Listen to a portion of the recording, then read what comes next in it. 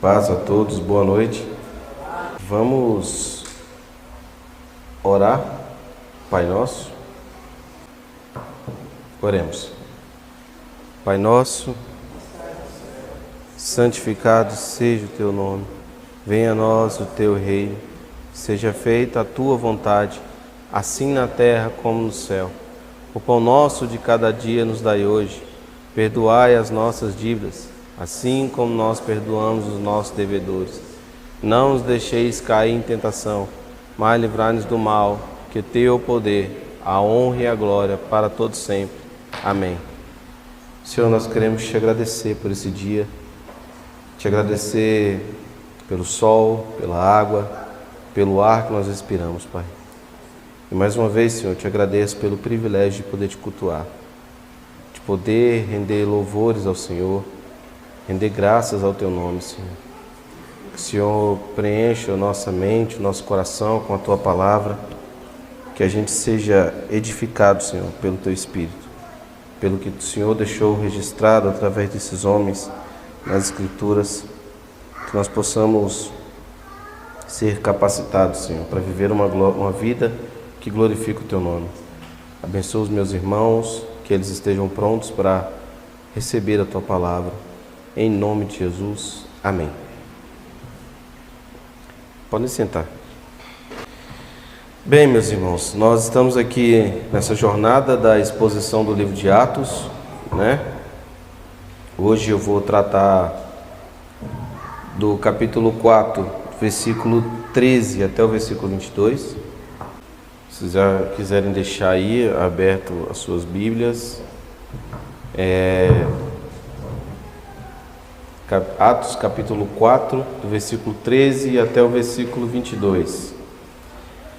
Bem, o livro de Atos, ele já pode ser tratado também como, não somente Atos dos Apóstolos, mas Atos do Espírito Santo. É muito evidente, né, a ação do Espírito Santo no meio da igreja, a ação do Espírito Santo na condução desses homens em preparar o caminho, né, edificar a igreja, em preparar a igreja do Senhor para essa jornada na terra, né, para pregação do Evangelho, para expansão do reino de Deus, para embasar a igreja, né, com princípios, fazer realmente uma fundação, fazer um fundamento, né?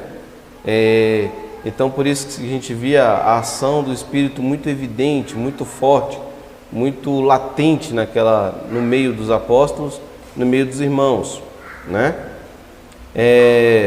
E o que nós já vimos até aqui, claro, a gente sempre, quando a gente vai expor um livro, a gente vê, ora, né? Nós oramos, nós buscamos ler o cenário atual, e uma das questões da gente expor o livro de Atos é que a igreja entenda a sua missão, né? Que a igreja entenda o seu propósito, que a igreja entenda que nós não estamos aqui em vão, né? Nós não nos reunimos todos os domingos para louvar, para pregar à toa, né? Nós temos uma missão. Quando Jesus fala do ide, a palavra ali é indo, né? Não é ide, é indo. Então, aonde você for, você vai formando discípulos. Aonde você for, você vai pregando o Evangelho. Aonde você for, você vai anunciando as boas novas. Não é porque nós seguimos a teologia reformada, nós cremos na predestinação, na eleição. Nós não somos ultra-calvinistas. Os ultra-calvinistas não evangelizam. A maioria não evangeliza porque fala que os eleitos vão vir. Mas não é isso que nós cremos. Nós cremos que nós precisamos pregar o Evangelho. Nós precisamos anunciar a boa nova para que os eleitos sejam despertados, tenham entendimento da obra salvífica de Jesus, tenham entendimento de todo o processo de salvação, de todo o processo de redenção, de todo o plano do Senhor, o plano que Ele já deixou determinado, né? Então nós precisamos sim pregar o Evangelho. E uma das questões que eu vou falar hoje foi muito bom o que o Rodrigo trouxe no início, né, em Tiago, porque nós precisamos não somente ser ouvintes, mas praticantes. Amém? E eu não estou falando de um ativismo, eu estou falando de viver de fato a palavra. Viver de fato o amor que está escrito aqui nas Escrituras. Viver de fato promovendo justiça. Viver de fato trazendo alegria. Viver de fato chorando com os que choram. Se alegrando com os que se alegram. Precisamos sim, não ser somente ouvintes, mas praticantes.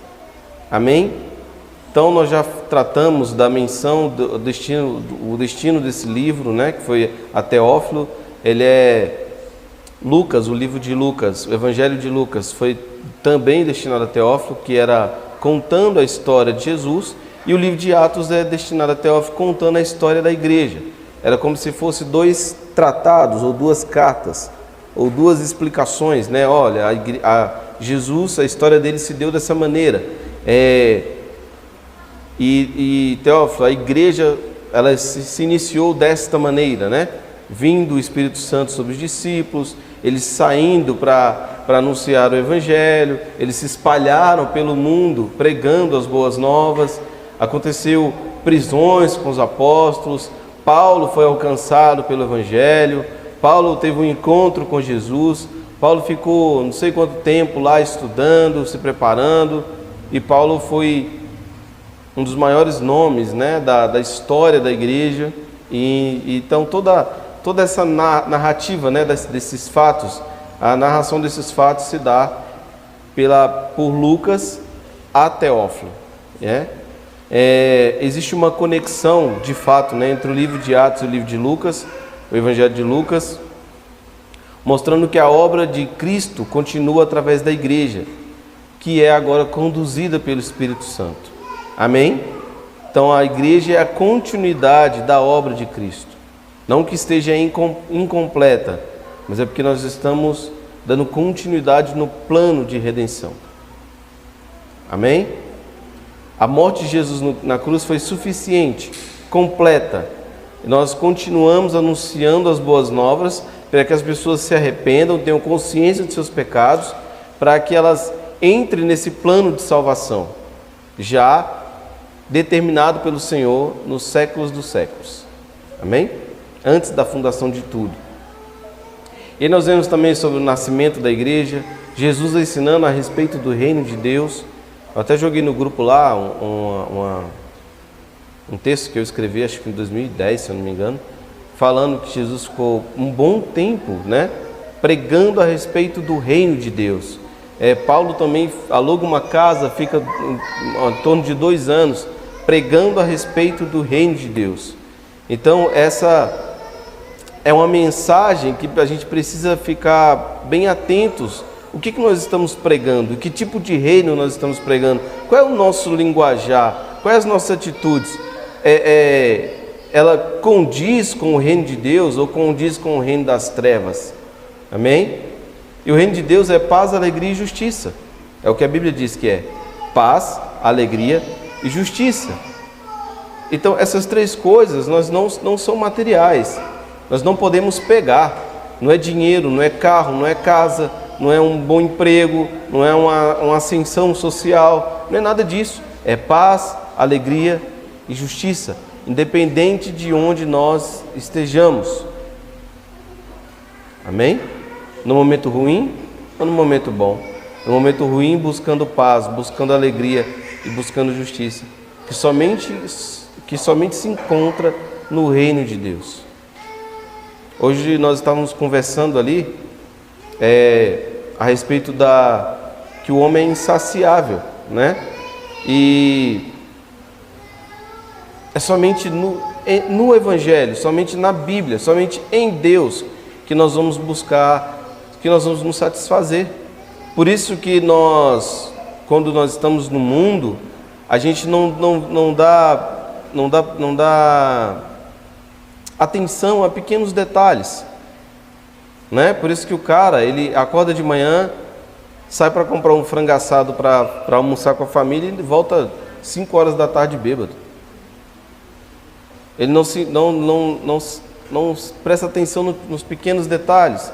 Qual é o pequeno detalhe? Sentar com a sua família e comer um frango assado. Sentar com seu filho e assistir um filme. Sentar com seu filho e falar de Deus para ele. São pequenos detalhes da vida, que quando a gente está em Deus, a gente presta atenção. Sabe por quê? Porque aquilo que a gente busca lá fora, para satisfazer a nossa carne, a gente já encontrou em Deus. Nós estamos agora satisfeitos no Senhor. Até por isso que o cara, quando dá um final de semana, né, a gente estava conversando aí, Tiago, qual é o pensamento do cara? Pô, eu trabalhei a semana inteira, eu mereço sair. Eu mereço sentar num bar com os meus amigos, bater um papo. Não, mano, você não merece. Você não merece isso. A Bíblia diz, é muito claro o que a Bíblia diz que nós merecemos. Nós merecemos o inferno, somente isso. E lá, se você for para o boteco, você vai encontrar um inferno na terra. Né? Bêbados chatos. Hoje na nossa conversa nós falamos, todo bêbado é chato. Né? Todo bêbado é chato. Então você vai encontrar um inferno na terra, sendo que Deus já te proporcionou viver o céu dentro do seu lar. Já te proporcionou viver o céu cuidando da sua esposa, cuidando do seu filho, cuidando dos seus pais, orando, lendo a Bíblia, se confraternizando com a igreja, tendo comunhão com a igreja, congregando com a sua igreja. Deus já te proporcionou isso. Então a gente se encontra sempre satisfação no Senhor. Amém? Eu quis falar isso a respeito porque nós precisamos entender que a pregação do Evangelho diz respeito ao reino de Deus. E o reino de Deus é o lugar onde Ele governa. E o reino de Deus, Ele se dá, no seu coração. Ele não se dá em outro lugar. Se o reino de Deus não estiver acontecendo em você, no seu coração, na maneira como você pensa, na maneira como você age, na maneira como você vive, na maneira como você trata a sua vida, os seus negócios, as suas coisas, se não for Ele que governa, Ele que rege, Ele que direciona, Ele que diz como tem que ser feito, você não está sendo reinado pelo Senhor. Você não está sendo dirigido, conduzido. Não é o reino de Deus que você está vivendo. Você está vivendo um outro reino. De repente é você mesmo o rei do seu reino. E aí, meu amigo, você vai se dar mal. Amém? Nós vemos também a escolha de Matias. Nós vemos também a respeito do dia de Pentecostes, né? Tudo que foi falado ali.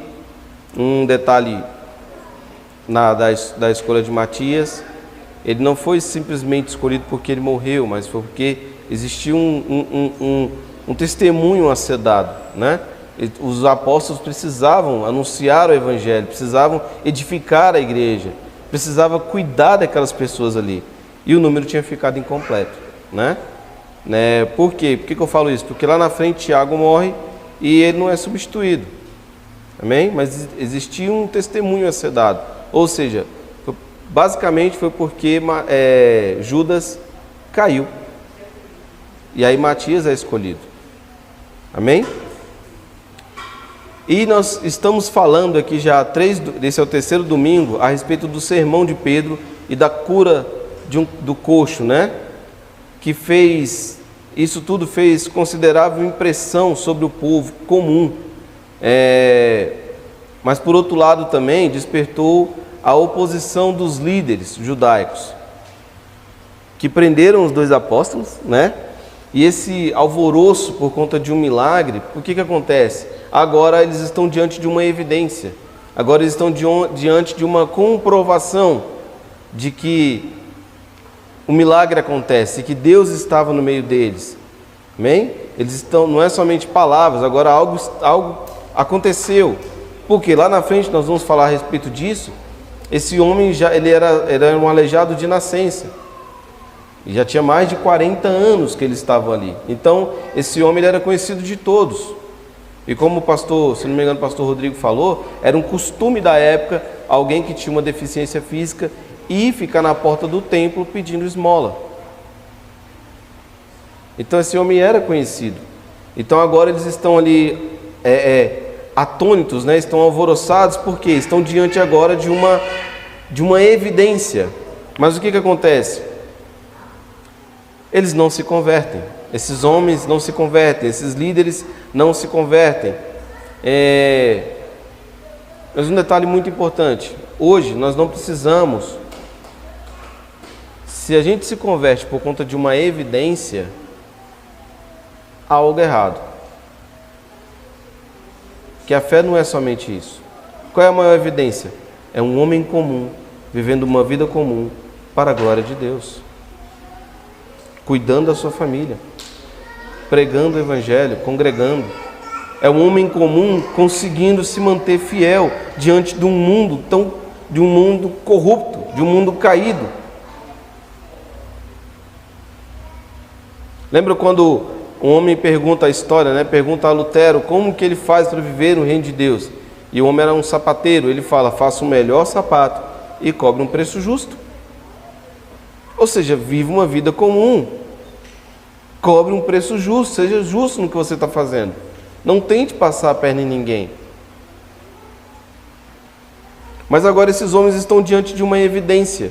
E assim como o mundo é hoje, mesmo diante de todas as provas de que Deus existe, de todas as provas que Jesus é real, que Jesus veio nessa terra, tem relatos históricos. Amém? Mesmo diante disso tudo, como que o mundo reage? Não acreditando, dizendo que é mentira, dizendo que Jesus não existe. E alguns dizem que Jesus não era o Messias, né? Dizendo que Deus não existe e tal, e inventam um monte de coisa. Já no decorrer da história, inventaram até mais uma mulher para Adão. Não caiam nessa história, tá? Lilith. Inventaram até a Lilith, falando que ela vem antes de Eva. É uma história totalmente... medir as palavras, totalmente idiota, uma história idiota, né? Não tem base, não tem fundamento nenhum essa história de Lilith. Amém? Mas vamos lá. E é nesse momento aqui onde a igreja é reconhecida oficialmente, quando os apóstolos vão presos. Segundo o comentarista bíblico Ward Marshall, quando os apóstolos são interrogados, né, que eles reconhecem que eles estavam realmente com Jesus, é nesse momento que a igreja é reconhecida oficialmente. Eles entendem que agora de fato existe um grupo organizado que está pregando o evangelho, que está anunciando as boas novas. E eles, diante dessa evidência, nós vamos falar mais na frente, eles se veem sem saída. Amém? Vamos ler aí. Atos capítulo 4, versículo 13.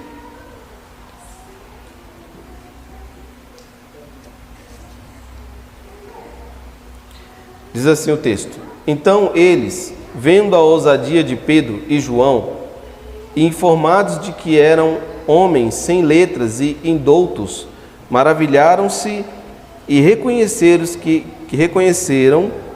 só um minutinho, que eles haviam estado com Jesus. Amém? Então, o que mais chama a atenção desses líderes, desses homens, o que mais impressiona aquele tribunal ali, é a intrepidez, né? Em anunciar a ousadia deles de falar tais coisas, né? Eles falavam com coragem, sem rodeios e com confiança. E o que nós podemos notar aqui? É muito notório que somente pelo Espírito Santo eles falavam dessa maneira. Se você lembra da crucificação, o que Pedro faz quando ele é reconhecido como discípulo? Ele nega Jesus. Qual dos apóstolos ficou com Jesus quando ele foi preso? Nenhum. Apenas um seguiu de longe. E Pedro, quando vai lá, que ele é reconhecido, ele nega. Então você vê que esses homens ficaram aterrorizados. Mas agora eles estão com ousadia em falar. Eles não estão mais com medo de falar, eles não estão mais com receio de anunciar o Evangelho. E o que chama a atenção desses homens é a ousadia com que eles falavam, a coragem com que eles falavam, sem rodeios e com confiança. Isso deve trazer uma orientação para nós. Muitas vezes nós vamos falar do Evangelho para alguém e nós ficamos cheios de dedos em falar que o problema das pessoas é o pecado. Eu já falei isso aqui inúmeras vezes, os outros pastores também. O maior problema da humanidade chama-se pecado. É o maior problema da humanidade. E às vezes a pessoa vem apresentar, vem pedir um conselho para você, e vem apresentando um quadro absurdo de pecado. E nós vamos cheios de rodeios em falar, em anunciar, achando que nós estamos amando essas pessoas. Mas Jesus, ele amou as pessoas. Os apóstolos amaram as pessoas. E eles não rodearam em falar: vocês são pecadores, precisam de se arrepender. Depois da descida do Espírito Santo sobre os apóstolos, sobre os discípulos, o que Pedro faz? Qual é a mensagem que Pedro diz naquele momento? Vocês mataram Jesus. Foram vocês que mataram Jesus. Ele não tem rodeios em falar. Ele fala de maneira direta. Eu não estou falando que nós temos que ser cruéis com as pessoas, né? Às vezes a pessoa vem pedir um conselho, vem trazer um problema. Nós não vamos ser cruéis com as pessoas. É por isso que nós precisamos do Espírito Santo para ter sabedoria no falar. Porque se nós falarmos da nossa carne, muitas vezes a gente chama a pessoa de tá com frescura. Não pode falar isso. Mas, meu irmão, muitas vezes a pessoa precisa ouvir o Evangelho. E nós falamos de tudo, menos da palavra. E nós falamos de tudo, menos da Bíblia. Por isso veio muito a calhar o texto que o pastor Rodrigo leu no início. Não somente ouvintes, mas praticante. Se você escuta o Evangelho, pratica o Evangelho. Anuncie o Evangelho. Amém? E a palavra ousadia aqui empregada nesse texto é a palavra grega parresia, que no grego clássico significa liberdade de falar abertamente e com sinceridade, liberdade na oratória, afirmação corajosa.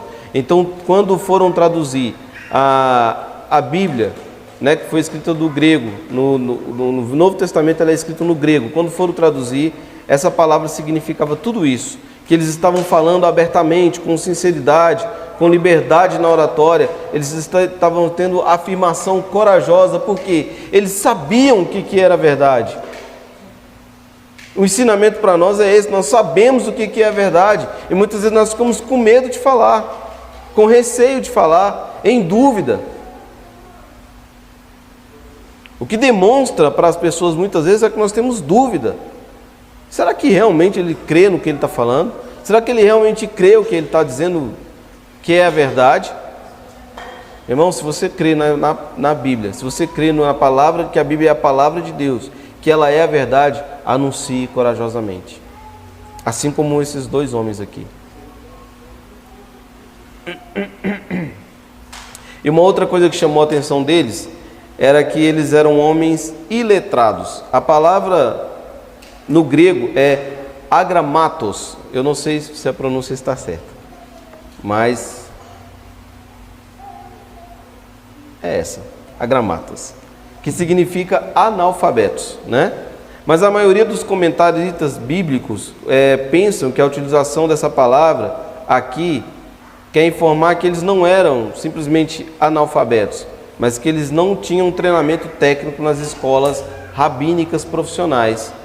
É como se fosse hoje na teologia, eles não tiveram um curso de homilética, né? Que é aprender a falar, a se portar, aprender a oratória.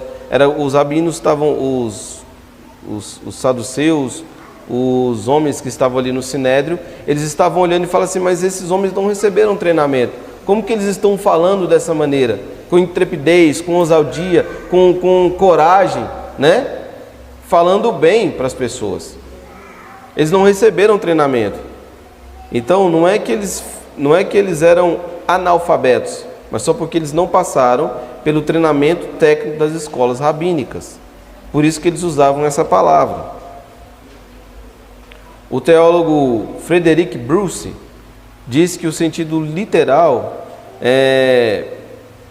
que a intenção aqui é o mesmo questionamento que foi feito acerca de Jesus, lá em João capítulo 7, versículo 15, quando os judeus se maravilhavam e dizendo sobre ele, né, como sabe estas letras, né, não as tendo aprendido, lá em João capítulo 7, versículo 15, quando eles falaram letras lá, foi a mesma palavra no grego, gramata, ou agramatos, ok?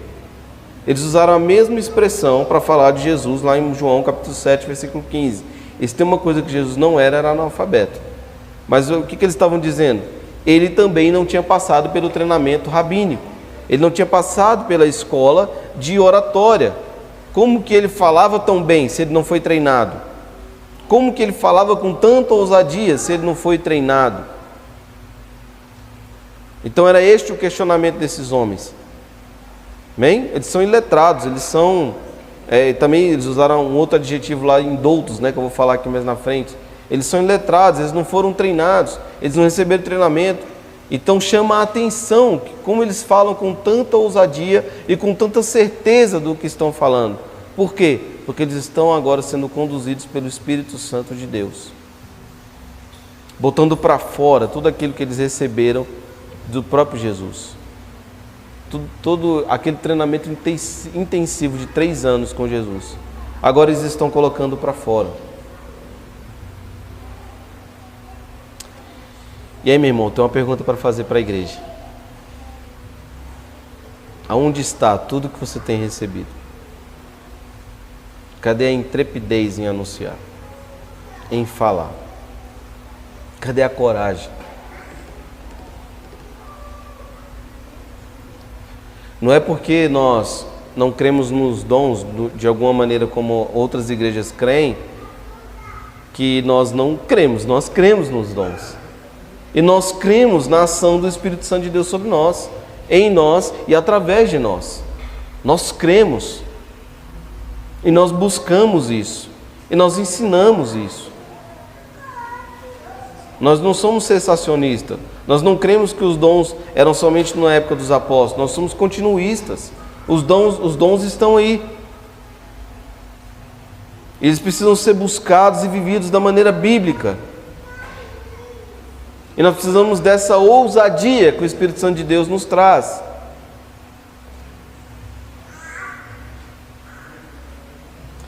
Olha a história dos apóstolos, eles não tinham medo. Agora nós vemos as notícias nas redes sociais, pastor que vai preso porque falou que o homossexualismo é pecado. Nós vemos várias notícias, pastor que vai preso por isso, por isso, por isso. E aí, meu irmão, nós vamos nos calar, nós vamos mudar a verdade naquilo que nós cremos, com medo de ser preso, com medo de morrer. Olha a história desses homens.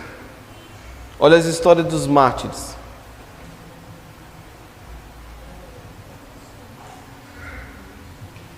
Se você não assistiu ainda, assista o Espelho dos Mártires. Se eu não me engano é 1 e 2. Assista. Lá no filme Espelho dos Mártires, um dos imperadores fala assim: o sangue deles são como semente. Quanto mais mata, mais nasce. Quanto mais eles matavam os cristãos, mais cristãos apareciam. E hoje o que a gente enxerga é que o mundo está sufocando a igreja de uma maneira tal que um cristão que é sufocado, sufoca mais 3, que eles somem. E eu não estou falando do sufoco de apedrejar, de prender, de guilhotinar, né? Não é disso que eu estou falando. É do mundo te abraçar e você não perceber. É do mundo te afastar de Deus e você não percebe. o seu trabalho, a sua vida rotineira, muitas vezes te afasta de Deus e você não está percebendo.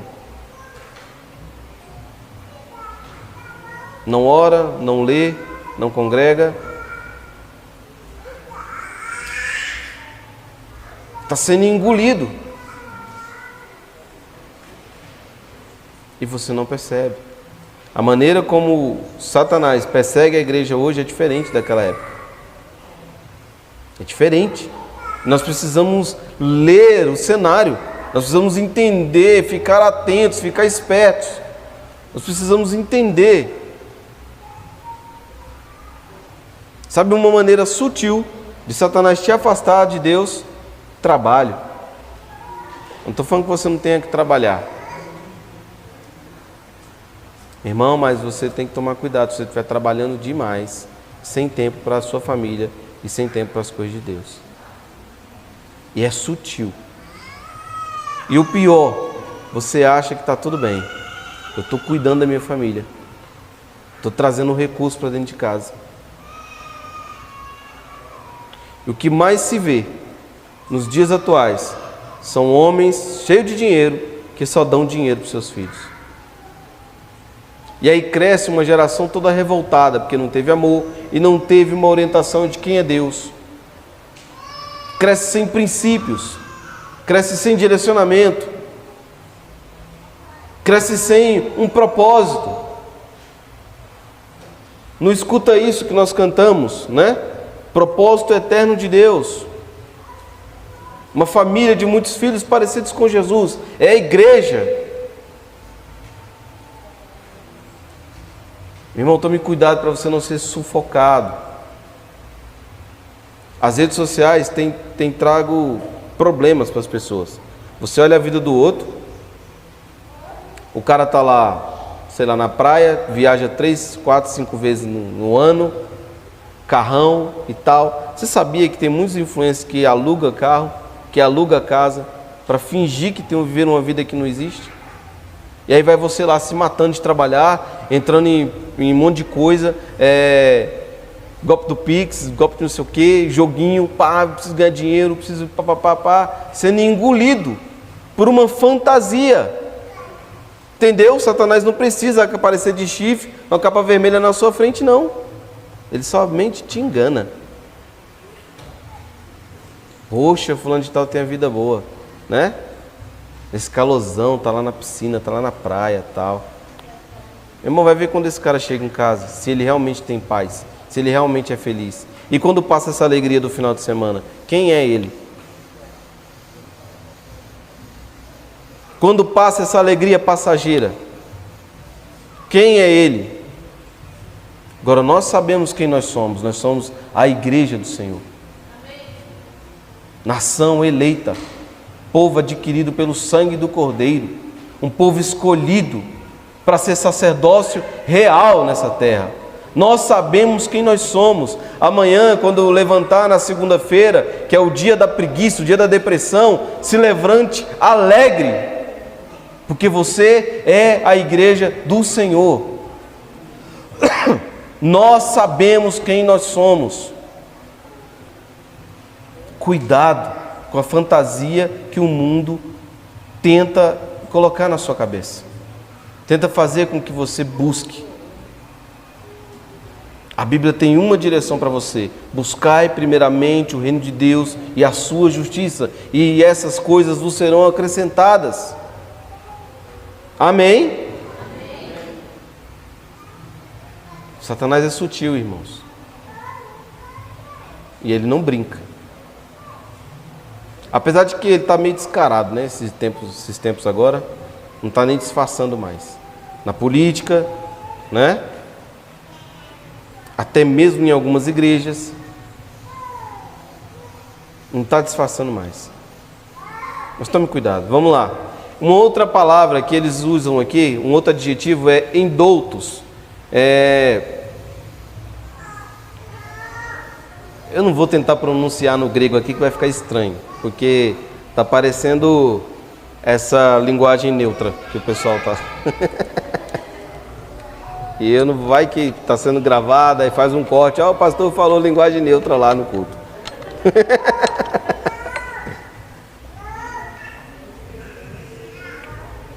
Mas se quiser depois pesquisam, eu mando para vocês. Mas o que é importante? O que significa aqui no grego? É a mesma palavra que Paulo usa lá em Coríntios, quando ele fala de pessoas rudes, né? Tindero, que é a pessoa que traduziu o Novo Testamento para o inglês, traduziu esse termo como pessoa leiga, ou seja, pessoa que não tinha interesse nos assuntos públicos. Então era isso, eles eram leigos em relação aos assuntos públicos. E aí o que esses homens olham e falam? Eles são iletrados e indoutos. Eles não eram pessoas públicas, eles não tinham esse interesse em buscar essa evidência, porque eles estavam anunciando ali, querendo ou não, estão evidentes. Amém? Eles são rudes, eles são pescadores também, mas pescadores. Eles são pessoas rudes, iletradas, são indoutos. Então o termo utilizado ali era isso, são rudes esses homens. E por na cabeça deles não passaram pelo treinamento da escola rabínica. Como que eles estão falando assim? Então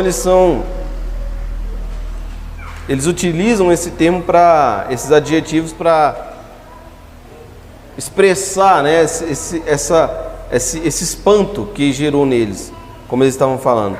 E eles também reconhecem que os apóstolos haviam estado com Jesus, e não é devido a essa eloquência, né? Mas pode ser também, segundo Bruce, o comentarista bíblico Bruce, que eles estavam se comportando como Jesus, no jeito de falar. Eles estavam, de fato, como o pastor falou aqui, não só ouvindo, mas praticando. Eles estavam imitando Jesus. E esses homens também, alguns historiadores dizem, ou os comentaristas bíblicos, que eles podem ter participado daquela discussão com Jesus. Lembra quando Jesus tinha 12 anos? Eles lembram que foi difícil argumentar com Jesus, assim como é difícil argumentar com os apóstolos agora. Versículo 14: e vendo estar com eles o homem que fora curado, nada tinham que dizer em contrário. Então, agora os membros do Sinédrio ficaram incapazes de negar o poder divino que estava ali com os apóstolos, a atuação do Espírito Santo. Agora eles estavam ali com uma autoridade divina para curar os enfermos. Então eles estavam diante dessa evidência, mas o que acontece? Eles não cedem, eles não se convertem. Amém? Isso traz para nós o quê? Meu irmão, não é milagre que vai curar, que vai salvar as pessoas. Não é milagre que vai fazer com que as pessoas se convertam.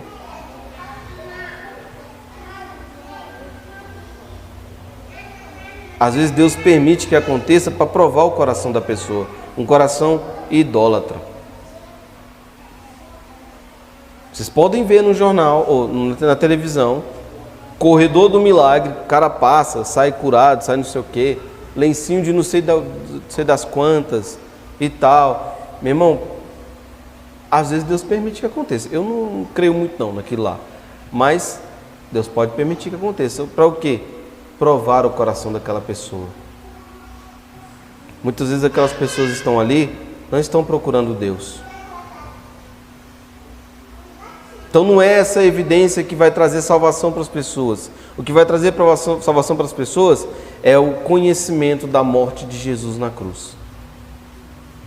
É o conhecimento do poder do pecado sobre o ser humano, da destruição que o pecado faz. E que Jesus é capaz de aniquilar esse poder do pecado, porque Ele aniquilou na cruz. Esse poder do pecado que vai destruir a sua vida, Jesus aniquilou na cruz. E o que a gente precisa fazer? Anunciar para as pessoas que existe uma saída. Jesus aniquilou o poder da morte do pecado na cruz, te dando uma possibilidade de viver uma nova vida, de ser uma nova criatura. Vou falar de mim também, aproveitar que ele não está aqui. Ele está parecendo não sei, um papagaio, não sei lá. um cabelo assim para cima, todo pintado. Você olha e fala, cara, não é o Marcelo que eu conheço. Mas quando eu olhei, claro, né? Eu sou o Gustavo, tive que zoar. Mas depois eu fiquei pensando, eu falei, meu irmão, olha o poder da transformação do Evangelho na vida de alguém.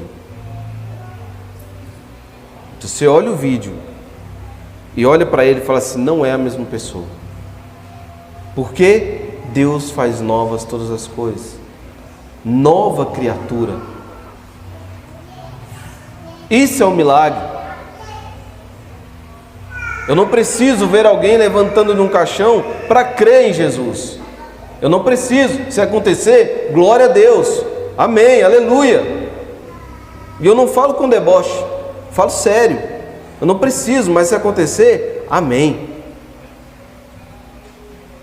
Meu irmão, os homens pediam sinais para Jesus. E ele falou, os sinais para você vai ser o de Jonas. Então não é isso que vai converter as pessoas. Esses homens viram, eles estão diante de uma evidência, e eles estão atônitos, têm que saber o que fazer, mas não se convertem. Vamos lá, versículo 15. Todavia, mandando-os sair fora do conselho, conferenciaram entre si. O sinédrio se encontra agora confusos, né? E se reúnem em concílio para decidirem o que fazer com Pedro e João, pois estavam diante de uma evidência, né? Esse homem que foi curado. Mas tem um detalhe muito importante: eles estavam ali diante dessa evidência, estavam meio que furiosos com os apóstolos que estavam ensinando, porque não era somente a cura, mas o que eles estavam falando também a respeito de Jesus, anunciando Jesus como Filho de Deus, como Messias, como Salvador, né? Só que tem um detalhe muito importante, no versículo 21, nós vamos falar mais na frente, o povo glorificava a Deus por conta do que tinha acontecido. E agora eles se veem num beco sem saída. Vem? Versículo 16. Dizendo que havemos de fazer a estes homens, porque a todos os que habitam em Jerusalém é manifesto que por eles foi feito um sinal notório, e não o podemos negar. Versículo 17. Mas para que não se divulgue mais entre o povo, ameaçamo-los, para que não fale mais nesse nome a homem algum. Está vendo a atitude deles? Eles estão diante de uma evidência, eles estão diante de uma ele fala um sinal notório, todo mundo está vendo, esse homem foi curado. E vamos lá para uma cura de uma pessoa que foi aleijada de nascença. Se vocês já perceberam alguém que tem os membros inferiores que não são utilizados, né, que está com deficiência, ele se atrofia, a musculatura se perde, fica fininho. Então houve uma restauração completa. Esse homem conseguia ficar de pé, com força. Foi realmente restaurado. Aí eles estão ali diante de 40 anos vendo aquele homem ali. A medicina não era tão avançada. Eles falam, não, fizeram uma cirurgia, alguma coisa do tipo. Não foi isso. Foi um milagre de Deus. Um sinal notório foi o que aconteceu ali. Amém? Então, agora perplexos, né, diante do milagre, não podendo negar tal evidência, e que esse homem era conhecido de todos os moradores, né? E aí eles ficam refletindo entre si sobre qual o destino de Pedro e João.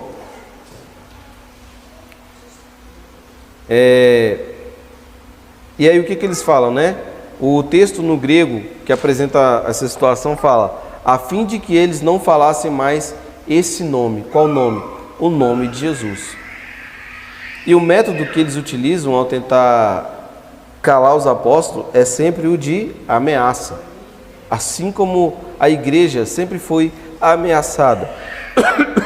Mas, meu irmão, a ameaça com a igreja, uma igreja que tem consciência de quem ela é, consciência de quem nós somos, consciência do poder do Evangelho, consciência da verdade bíblica, consciência de que o Espírito Santo de Deus nos habita, ameaça conosco não funciona. Não funciona, né? Tem até uma musiquinha aí, o Coliseu não parou a igreja. Eu não sei como é que é a música. Coliseu não parou a igreja. Então, se nem isso parou a igreja, uma ameaça vai parar? Não para. Uma pessoa tomada pelo Espírito Santo, ela não para diante de uma ameaça. Uma pessoa inserida totalmente no reino de Deus, ela não se importa com ameaças. Principalmente uma ameaça onde você vai falar para você, não pregue mais o Evangelho.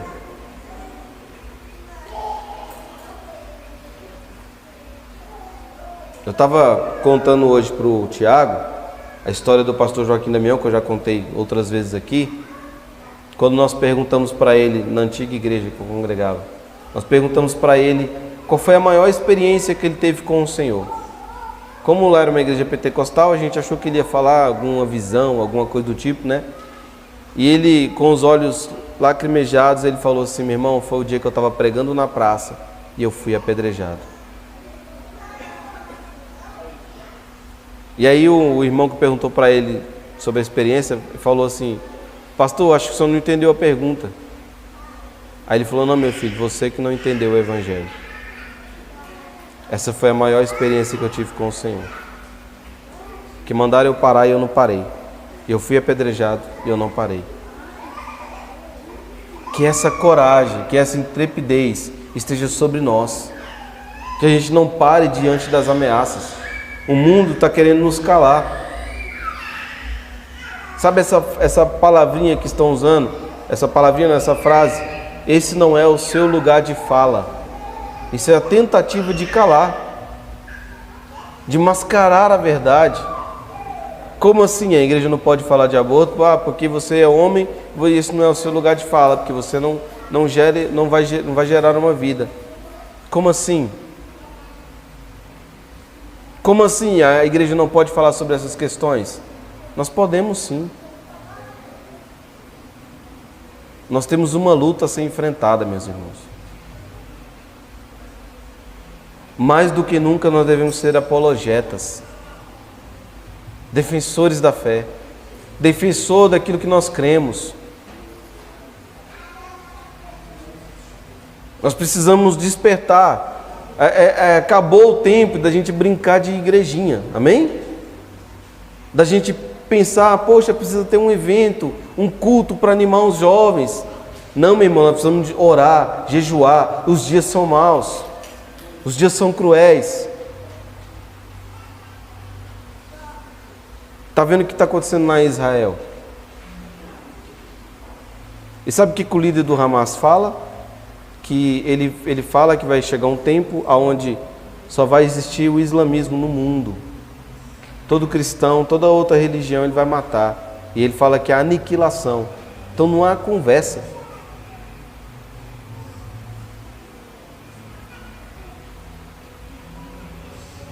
Estão se espalhando. Vai chegar um período onde a igreja vai ser perseguida. Mas aí nós vamos estar preocupados com o quê? Com o nosso carro novo? Com a nossa viagem à praia? Não estou falando que essas coisas são ruins, tá bem, irmãos? Mas nós precisamos nos preparar. Os dias são maus. E nós temos filhos. Nós precisamos prepará-los para esses dias maus. O que eles vão aprender nas escolas? O que eles vão aprender nas faculdades? O que eles vão ouvir na rua? O que eles vão ouvir no trabalho?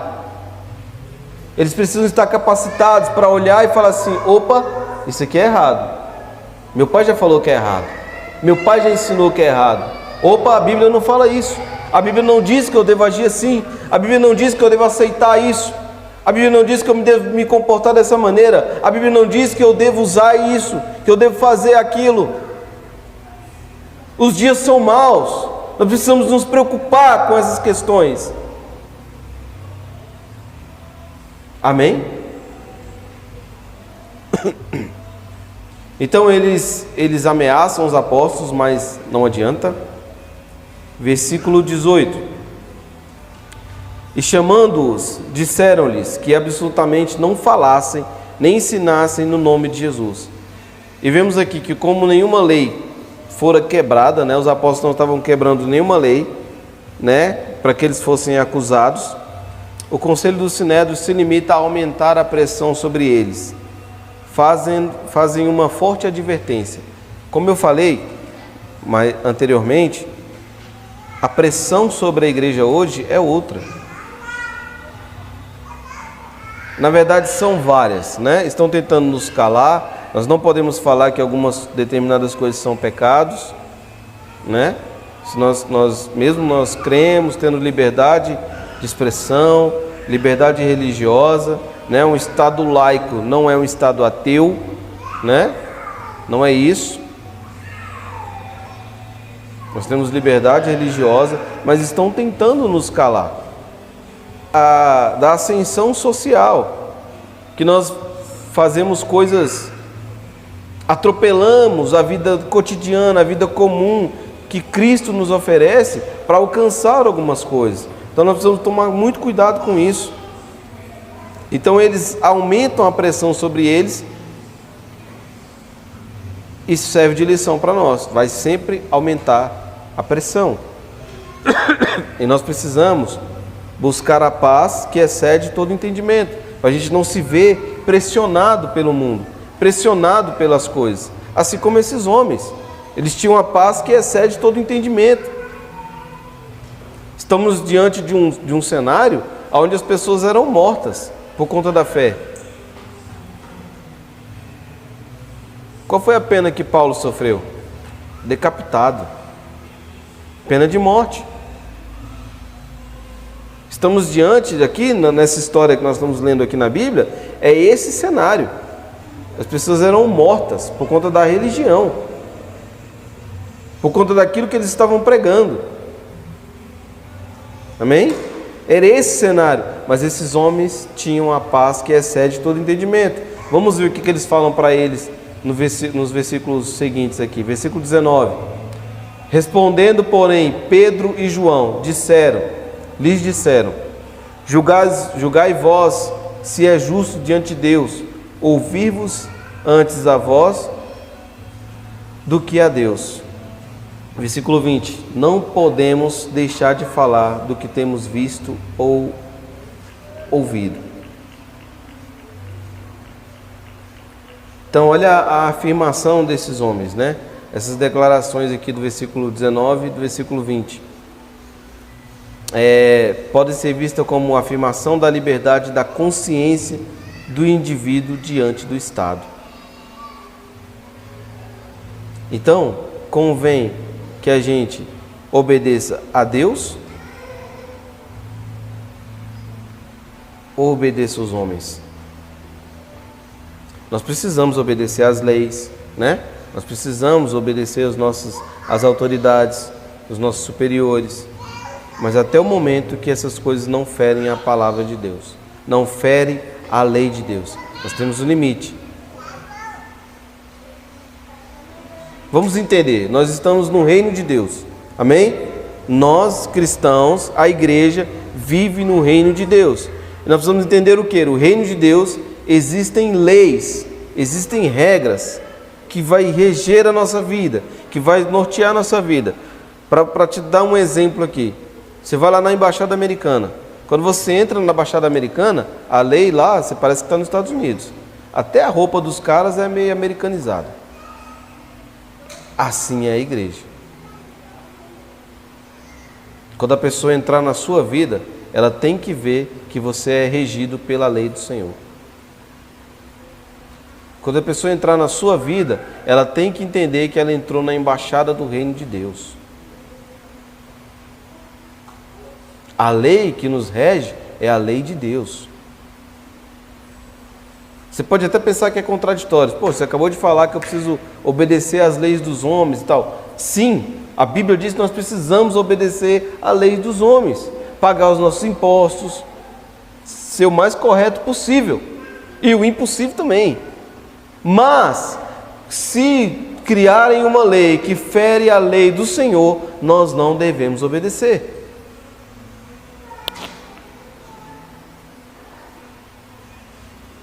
Amém?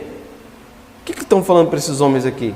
Vocês não podem mais falar, ensinar e falar desse nome de Jesus. E o que eles respondem? Julguem vós se é justo diante de Deus, ouvi-vos antes a vós do que a Deus. Eles estão ouvindo a Deus, então eles vão obedecer a Deus. Versículo 20 diz o quê? Não podemos deixar de falar do que temos visto e ouvido.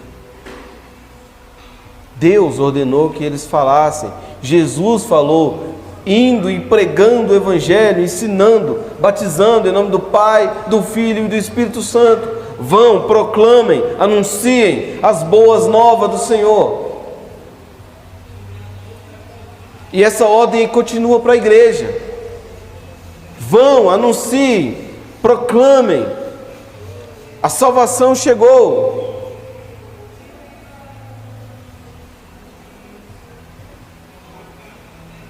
A igreja vive sempre no tempo do jubileu. O jubileu era uma lei do Senhor, onde se trocava a trombeta na cidade. O tempo do jubileu, se você tivesse uma dívida, ela era sanada. Se você vivia como escravo, você tinha que ser liberto. O seu dono tinha que te libertar. Porque naquela era a escravidão era diferente, não era um dono.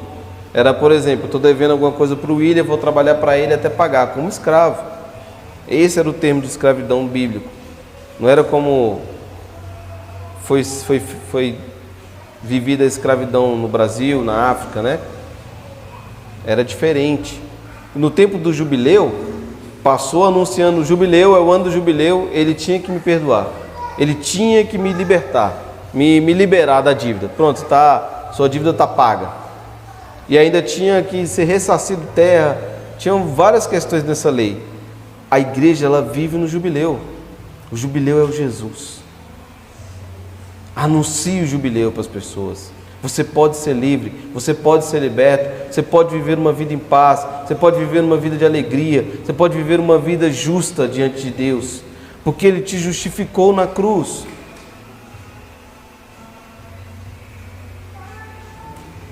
Paulo fala, mesmo que você esteja preso, seja livre. Mesmo que você seja escravo, seja livre. É uma liberdade na consciência. O que você tem visto? O que você tem ouvido? O que tem chegado ao seu coração?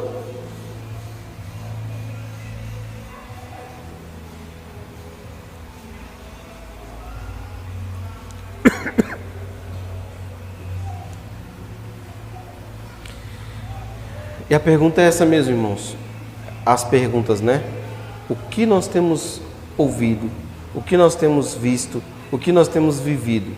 Será que reflete o que nós temos visto e ouvido? O que você vive reflete o que você tem visto? O que você vive reflete o que você tem escutado? Reflete o que tem chegado ao seu coração? Reflete o conhecimento que tem sido derramado sobre a sua vida? Esses homens estavam diante de um sinédrio, um concílio. Era algo sério. Muitos ficariam com medo. O que eles falam? É melhor ouvir o Senhor do que ouvir a vocês.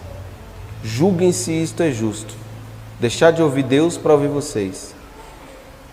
Deixar de obedecer o Senhor para obedecer vocês. Deus falou que eu deveria anunciar, falar de Jesus, ensinar sobre Jesus. Mas sabe o que eu tenho percebido nos dias atuais? Por conta das YouTube, as redes sociais, nós vemos muitos teólogos. E eu vejo que as pessoas que não estudam teologia, não vão para as faculdades, seminários, estão com medo de falar e de falar besteira. Irmão, mas não vai por essa não.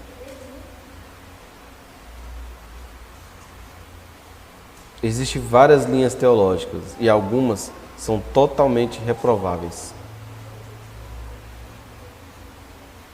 Mas qual é o meu conselho? Busque conhecimento, estude também, mas não seja impedido de falar por conta disso. No mínimo, você tem que conhecer a história de Jesus e contar a história de Jesus para alguém. e falar que ele morreu na cruz. E falar que um homem lá no início de todas as coisas pecou, trouxe pecado para a humanidade, mas Deus já tinha traçado um plano de redenção que ele finaliza em Jesus. E agora, como igreja, eu estou anunciando esse plano. A queda, como se deu a queda, sabe, toda a construção até chegar a Jesus, todas as, você não precisa saber de cor, meu irmão. Miqueias capítulo 5, versículo 2, anuncia que Jesus vai nascer em Belém. Não estou falando disso não, você não precisa saber de cor. É bom que saiba, mas meu irmão, você precisa saber de quê? O homem pecou, o homem foi devastado pela depravação total. E o homem não consegue se chegar a Deus se o Espírito Santo de Deus não o conduzir. O homem não consegue se arrepender se o Espírito Santo de Deus não trazer para ele a consciência disso. E Jesus morreu na cruz para nos trazer salvação, para redimir o homem, para dar uma nova mentalidade, um novo estilo de vida. Amém? Você precisa saber disso. E anuncie. Versículo 21. Mas eles ainda os ameaçaram mais, e não achando motivo para o castigar, deixaram-nos ir por causa do povo, porque todos glorificavam a Deus pelo que acontecera. Agora as autoridades, confrontadas por esse desafio a respeito dos mandamentos deles, falam para os apóstolos não ensinarem, nem mesmo falar a respeito de Jesus. Como não podiam fazer mais nada além disso, somente aumenta a ameaça. Mas o que acontece? O povo glorificava a Deus. Ou seja, eles não podiam punir os apóstolos, senão eles iam ficar mal com o povo. Não podiam punir naquele momento, porque o povo se maravilhava com o milagre que tinha acontecido. E no versículo, eles meio que perderam a argumentação com os apóstolos. No versículo 22 diz assim: pois tinha mais de 40 anos o homem em quem se opera aquele milagre de saúde, Lucas dá ênfase na idade do homem que foi curado, porque Lucas ele era um médico, Lá em Colossenses capítulo 4, versículo 14 fala o estimado médico, E eles sabiam, como eu disse aqui, que os membros se afinam, se atrofiam, ou seja, não é simplesmente voltar a andar, tive uma restauração muscular naquele homem, o que deixa o povo perplexo. E por ele ser um aleijado, como o pastor já falou em outras pregações, tinha essa cultura, dele ir para a porta do templo pedir esmola. Ou seja, todo mundo via esse homem ali. E a medicina não era tão avançada para ter sido feito algo na medicina para que esse homem voltasse a andar. Ou seja, eles estão diante de um verdadeiro milagre, de uma evidência milagrosa. Então eles não podiam fazer nada. Meu irmão, esse texto, essa exposição não tem tanta complexibilidade teológica, que estava até comentando com o Rodrigo. Então, o que nós podemos pegar são ensinamentos da postura dos apóstolos. Por isso, a aplicação nesse encerramento, eu estou encerrando, é você se posicionar com as verdades que você já recebeu. É você buscar no Senhor essa coragem, essa intrepidez. É você ficar vigiante com as armadilhas do mundo. As ameaças hoje são diferentes dessa época. Amém? As ameaças hoje são outras. Então a gente precisa tomar cuidado. E não caia nessa ideia de que você precisa fazer um milagre para que a pessoa creia.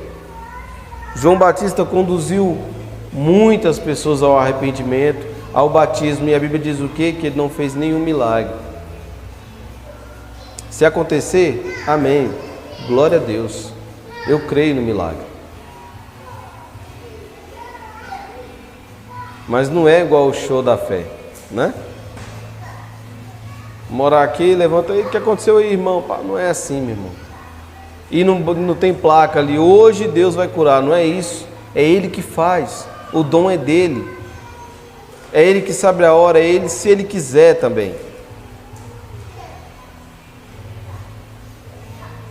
Às vezes tem pessoas que passam dificuldade a vida inteira porque estão ali crentes, firmes. Porque se ficar no somebody love, meu irmão, desvia. Pode acontecer isso também, vocês sabiam disso? Começa a viver uma vida distante de Deus.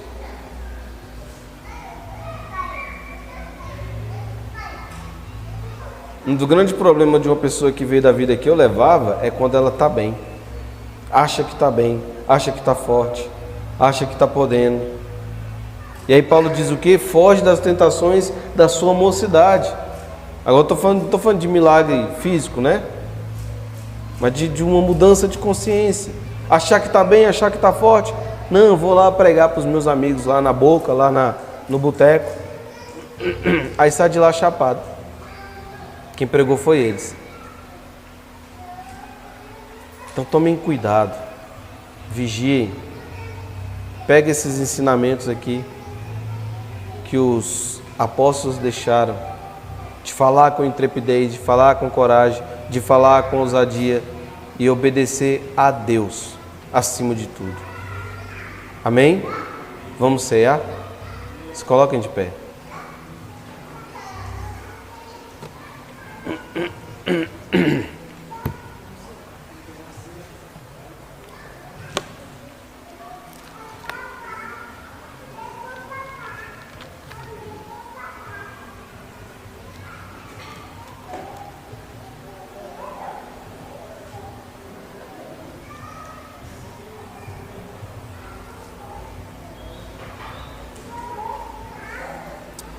O dia das crianças, eu ministrei a ceia para as crianças, foi algo muito interessante, né? Porque eu tentei fazer com que eles tivessem um entendimento de que a Bíblia diz o quê? Toda vez que você se reunir como igreja, faça isso. Anuncie a morte do Senhor até que Ele venha. E toda vez que a gente cear, é para nós lembrarmos do corpo de Jesus, massacrado naquela cruz, do seu sangue derramado. E eu perguntei para eles, para dar um exemplo, né, para memorizar melhor, eu perguntei para eles assim: quando você lembra da sua mãe, você lembra de quê? Como eles estavam um pouco agitados, nem todos responderam, mas teve uma resposta que me chamou a atenção. Que um falou do cuidado da mãe. Quando eu estou doente, a minha mãe faz chá para mim. E quando eu estava internado no hospital, minha mãe ficou comigo. Do cuidado da mãe. E me chamou a atenção. Eu fiquei pensando naquilo, né? Eu falei, cara, tanta coisa para lembrar. Ele lembrou do dia que ficou internado, mas ele lembrou de quê? Que a mãe ficou o tempo todo com ele. E eu fiquei refletindo nisso esses dias, né? Eu fiquei pensando nisso, nessa resposta, tão inocente e ali espontânea. Na hora eu fiquei assim meio calado assim, eu falei, poxa, e essa inocência das crianças, né? Às vezes nos constrange. E o que eu fiquei pensando nisso? E muitas vezes Jesus tem um cuidado maior conosco. Não estou menosprezando o cuidado da mãe, muito pelo contrário, né? A minha mãe mesmo mata minhas irmãs de inveja com o cuidado que ela tem comigo. É verdade, não? Minha mãe bota no grupo da família lá, Gustavo, vem almoçar aqui hoje, chama mais ninguém, só eu. Mas assim, Jesus tem um cuidado maior conosco. Aí quando você lembra de Jesus, você lembra de quê?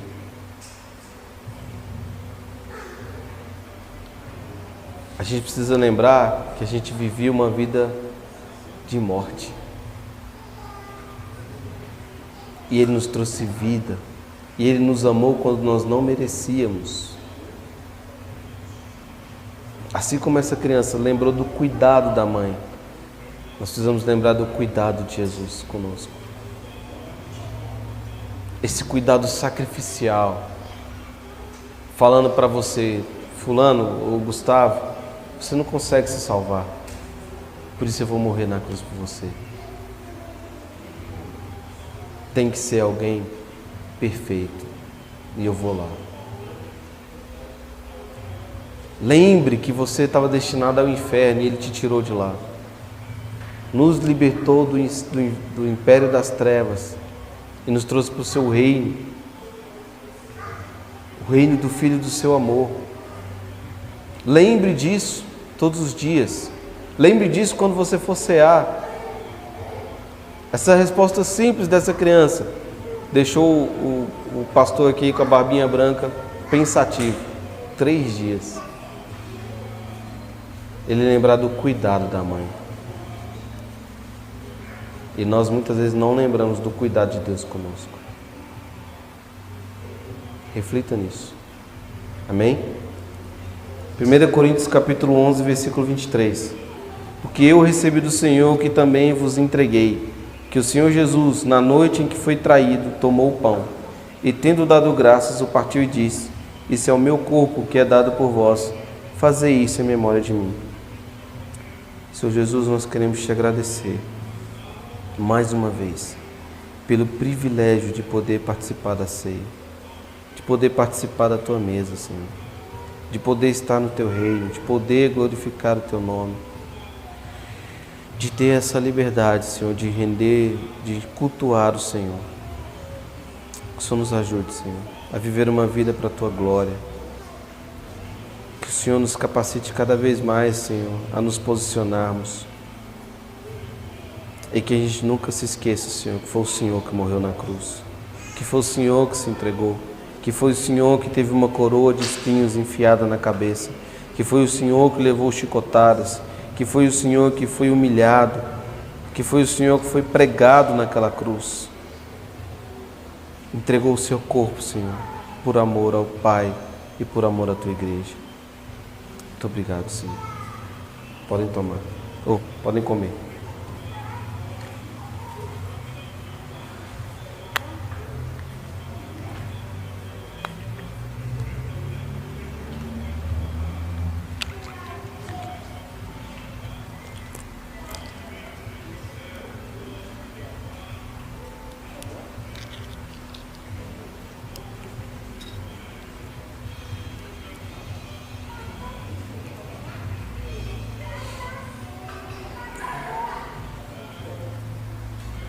Uma coisa que nós precisamos sempre lembrar é de ensinar às crianças esse momento, a importância disso. Por isso que eu quis trazer o exemplo para eles. Quando você lembra da sua mãe, o que você lembra? Porque é isso, eles precisam lembrar que existe um sangue, o sangue da nova aliança, que ela é inquebrável. Porque só depende de Jesus quebrar. E ela é eterna, então Jesus não vai quebrar essa aliança. Que se dependesse de nós, a gente quebraria amanhã, ou daqui a pouco. Mas não depende de nós. Graças a Deus por isso. Façam seus filhos lembrarem disso. Todos os dias que existe nós temos uma aliança de sangue com o Senhor. E não é o nosso sangue, é o sangue dele. Amém? Por semelhante modo, também, depois de haver ceado, tomou também o cálice, dizendo: Esse cálice é a nova aliança no meu sangue. Fazeis todas as vezes que o beberdes em memória de mim. Porque todas as vezes que comerdes o pão e beberdes o cálice, anunciai a morte do Senhor, até que Ele venha. Senhor, como foi pregado aqui hoje, Pai, que nós precisamos buscar, Senhor, essa ousadia, essa coragem, essa intrepidez para anunciar a Tua morte até que o Senhor venha. Anunciar que o Senhor morreu na cruz, que teve um sangue derramado e esse sangue era puro, e esse sangue era o sangue de Deus derramado naquela cruz. um sangue que estava estabelecendo uma aliança inquebrável, uma aliança eterna, um sangue que nos purifica de todo o pecado. Que a gente nunca se esqueça disso, Senhor. Que não foi o nosso sangue, que tinha que ser o nosso sangue, mas foi o sangue do Senhor. Porque o nosso sangue não valeria nada, mas o Senhor vale a vida eterna. Muito obrigado, Senhor, por ter nos concedido tamanha graça em viver no Teu reino, em participar da Tua mesa, em participar da Tua igreja. E que a gente anuncie a outros, Senhor, para que eles participem também e vivam essa alegria de ser o Teu povo na terra. Em nome de Jesus. Amém. Podem tomar.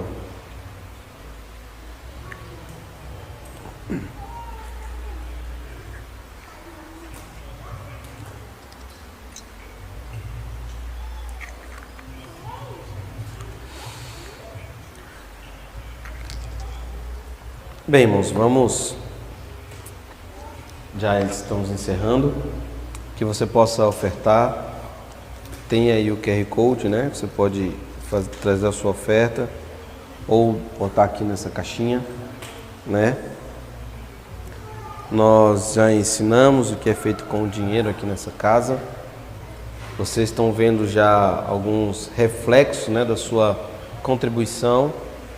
O irmão Rafael já comprou os materiais para a gente fazer ali a salinha para os pais cuidarem melhor dos seus filhos ali.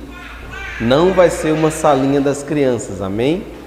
Vai ser uma salinha para cuidado. A criança estiver agitada, vai para lá. Uma mãe quer amamentar, vai lá.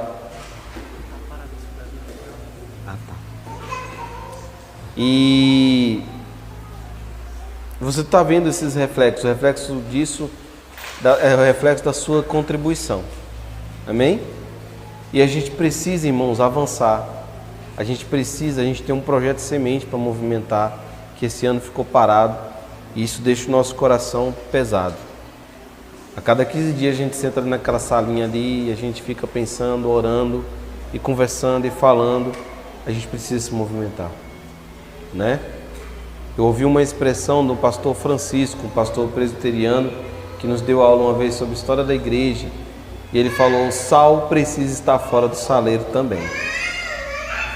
Nós somos o sal. Se a gente ficar só aqui dentro, então a gente precisa sair, pregar o evangelho, cuidar das pessoas. Amém? Vamos orar. Senhor Jesus, muito obrigado. Que o Senhor possa abençoar os irmãos, Senhor, que apresentaram aqui as suas ofertas. Abençoa a vida deles, Pai. Abençoa aqueles também que querem ofertar, mas não estão com condições. Que o Senhor possa trazer prosperidade para os seus filhos, Pai. Não por uma troca, Senhor, mas porque o Senhor, nós sabemos que o Senhor era o abençoador do Teu povo. Nós oramos, Senhor, e agradecemos pelo coração deles, Pai. Oramos também pelo nosso pastor Marcelo, que está pregando em outro lugar, que ele seja luz lá onde ele está. Oramos, Senhor, pelas pessoas que se encontram enfermas, que elas possam ser curadas, Pai. Nós clamamos, Senhor, pedimos isso como filhos. Pede algo ao Pai, que o Senhor possa trazer cura, Senhor, por Benjamin, para a irmã Maria, que já está em casa, mas que ela possa ter a saúde totalmente restabelecida, Pai. E outras pessoas que eu não lembro agora, Pai, que o Senhor possa trazer cura para elas. O Senhor as conhece. E nós oramos, Senhor, te agradecendo por esse culto, te agradecendo pelo dia de hoje. Em nome de Jesus, amém.